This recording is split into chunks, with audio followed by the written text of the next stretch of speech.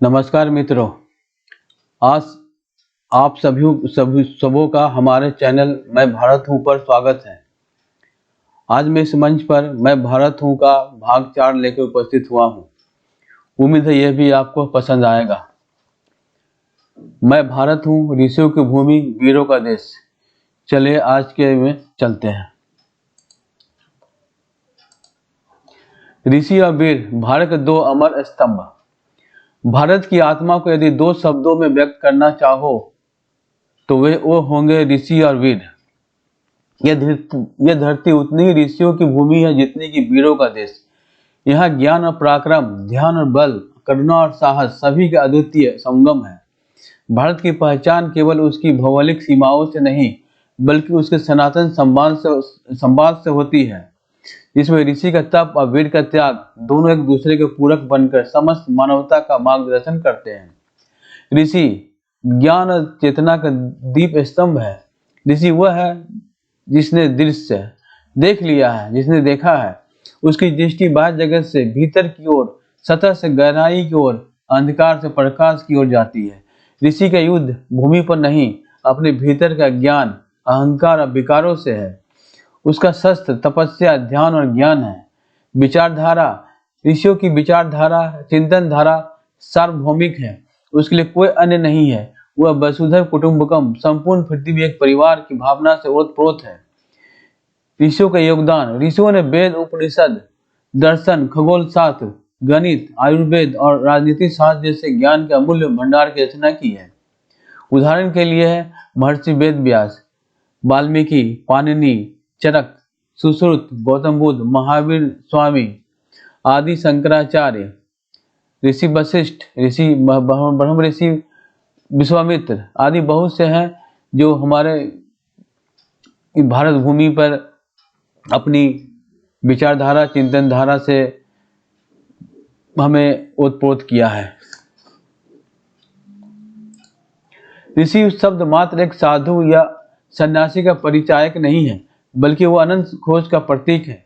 ऋषि वे हैं जिन्होंने ब्रह्मांड के रहस्यों को जानने का साहस किया। उपनिषदों के ऋषि याज्ञवल्क्य, श्वेतकेतु, वशिष्ठ और विश्वामित्र जैसे महर्षियों ने हमें ब्रह्म विद्या सिखाई।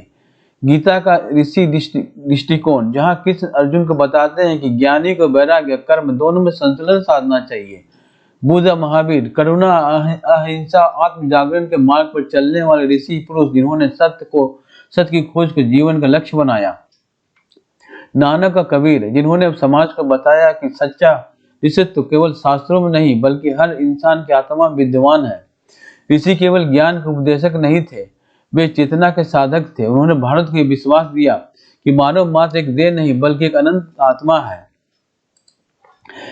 वीर कौन है? साहस और बलिदान के प्रतीक। वीर वह है जिसमें वीर्य है, शक्ति है, सामर्थ्य, पराक्रम है।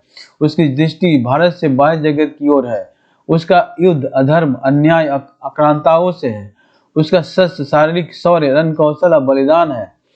उसकी विचारधारा, वीर का धर्म रक्षण है, रक्षा करना। उसके लिए 100 अपना का दायरा स्पष्ट है। 100 धर्म, 100 भूमि, 100 संस्कृति। वीरों का योगदान किया है। वीरों ने भारत की सांस्कृतिक और प्रादेशिक अखंडता को बनाए रखा। उनके शौर्य गाथाओं ने समाज में आत्मगौरव और आत्मविश्वास का संचार किया।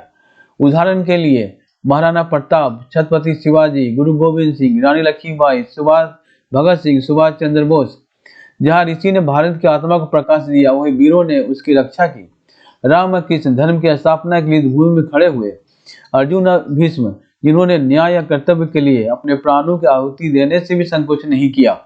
गुरु गोविंद सिंह और उनके साहिबजादे, जिन्होंने धर्म और मानवता की रक्षा के लिए बलिदान की अमर गाथा लिखी। झांसी की रानी लक्ष्मीबाई और वीर शिवाजी, महाराणा प्रताप, जिन्होंने अपने राष्ट्र की स्वतंत्रता और सम्मान के लिए अनगिनत संघर्ष किए। भारत का हर युग ऐसे वीरों से भरा है जिन्होंने अपनी तलवार को केवल शत्रुवध का साधन नहीं बल्कि धर्म संरक्षण का औजार माना है। ऋषि और वीर का मिलन भारत की अनोखी धरोहर है। दोनों का अद्भुत सामंजस्य, शक्ति और ज्ञान का मिलन। भारत की महानता इस बात में निहित है कि यहाँ ऋषि और वीर एक दूसरे को प्रतिद्वंदी नहीं बल्कि एक सहयोगी माना गया है। शक्ति के बिना ज्ञान, एक ऐसी ज्ञान जिसकी रक्षा करने की शक्ति न हो, निरर्थक और निष्क्रिय है। ज्ञान के बिना शक्ति एक ऐसा पराक्रम जिसका मार्गदर्शन करने के लिए कोई नैतिक या आध्यात्मिक आधार न हो, केवल विनाश, अहंकार, तानाशाही को जन्म देता है।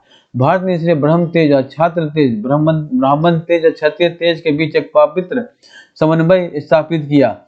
इस वह दिशा बताते थे जिसमें शक्ति का प्रवाह होना चाहिए, वीर वह शक्ति प्रदान करते थे जो उस दिशा में समाज को आगे बढ़ाए।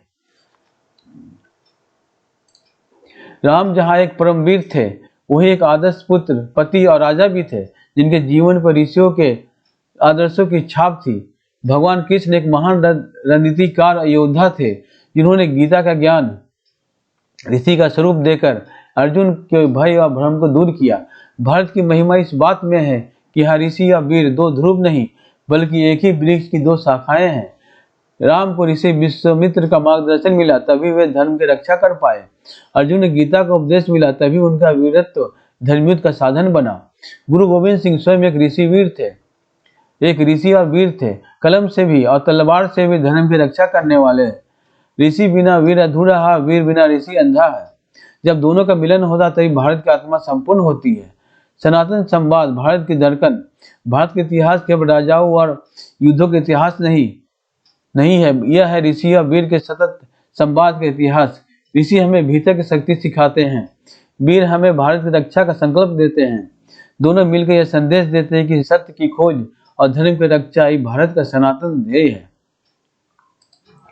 भारत को यदि समझना है तो उसके ऋषियों वीरों को समझना होगा।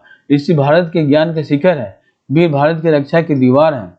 जब ज्ञान और पराक्रम मिल जाते हैं तब भारत विश्व के लिए एक राष्ट्र नहीं रहता, बल्कि मानवता के लिए एक मार्गदर्शक प्रकाश स्तंभ बन जाता है। आज के युग में एक वैज्ञानिक, शिक्षक और कलाकार जो निष्ठा से अपनी कार्य कर रहा है, वो एक आधुनिक ऋषि है, और एक सैनिक, सामाजिक कार्यकर्ता, प्रशासक जो कर्तव्य में समर्पित है, वो एक आधुनिक वीर है। यह मंच हमें याद दिलाती है कि हमें अपने भीतर के ऋषि, ज्ञान, नैतिकता, सृजनात्मकता और रचनात्मकता, वीर, साहस, अनुशासन, क्रिया दोनों को ही जगाना है। तभी हम एक संतुलित व्यक्तित्व और एक महान राष्ट्र का निर्माण कर सकते हैं। आइए इस सनातन संवाद में शामिल हो और भारत की उस अमर चेतना से जुड़े जो हम सभी के भीतर विद्यमान है। मित्रों, आज ये वीडियो यहीं तक। उम्मीद है आप लोगों को पसंद आया होगा। हमारा तो कहना है, आप सभी को कहना है, इस मंच पर हर वीडियो कहेगा मैं भारत हूँ। कृपया हमारे इस चैनल को सब्सक्राइब करें, लाइक करें। सब्सक्राइब और लाइक करने में कंजूसी न बरतें, इससे हमें निराशा होती है। आप सब्सक्राइब करें, लाइक करें, इससे हमारा उत्साह बढ़ता है ताकि आप और अच्छे से कंटेंट दे सके। बेल बटन प्रेस करें ताकि मेरा नया वीडियो आप तक जल्द से जल्द पहुंच सके। तो मित्रों, मिलते हैं अगले वीडियो में। तब तक नमस्कार।